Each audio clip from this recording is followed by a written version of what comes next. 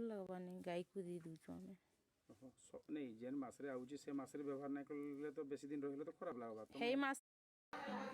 मते बहुत लोक मोर अंचल रे अभियोग कले तार सत्वे से जो नमूना गुड़ाक मते देले से नमूना गुड़ाक धरिकिना मु जाइथिली ब्लॉक मीटिंग को आ से मीटिंग रे मु कहिबार उद्देश्य एटा थिला कि जदि एई छतुआडा आमे हिताधिकारी मान को गर्भवती महिला हो कि कोन शिशु हो एमान को जदि देई पारुचु जदि सेमाने खाई पारु नांती तो प्रशासन प्रथमे खाऊ प्रशासन अधिकारी खांतु लोक प्रतिनिधि खांतु तापरे जाइकरी कोन शिशु आ गर्भवती महिला खाइबे तो मोर उद्देश्य एटा हला बहुत अनुन्नत मानर छतुआ थिला जो द्वारा कि कौन प्रशासन अधिकारी हो कि कौन जनप्रतिनिधि कहीं से खाई पारे लास्ट रे फाइनाल है कि एटा को नमूना आकार रे पठा जाऊ आउ एटा को टेक्निकल टेस्ट करा जाऊ। हाँ हेटा तो आम बहुत दिन हेटा पाऊँ बाकी खाई नहीं होती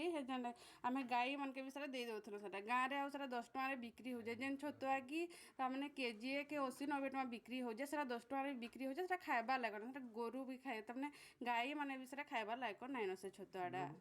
लडू तो सारा गुड़ तमें से गुड़ी गुड़ा क्या बाहर आ स्मेल भी हो जाए पैकिंग भी भलसे ना हवा छतुआ बादाम लड्डू अंडा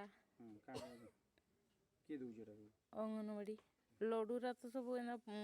जाली बांधिकी पोकरा हो जाइछन एटा तो केना खराब खराब लागुची केंडा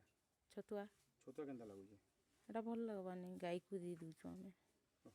नहीं जेन मासरे आउची से मासरे व्यवहार नहीं कले तो बेसी दिन रहिले तो खराब लागबा हे मासरे भी भल लगवानी। अच्छा अच्छा ई मासटा जेंदा पाइतलो केंदा हितला एटा भी भल नहीं थिला बोला दे दिलु गाई के शुणिले तो छतु आणुचंती सत किंतु पिला मानकु खाइबाकु न देई गोरु गाई को दिया जाउछि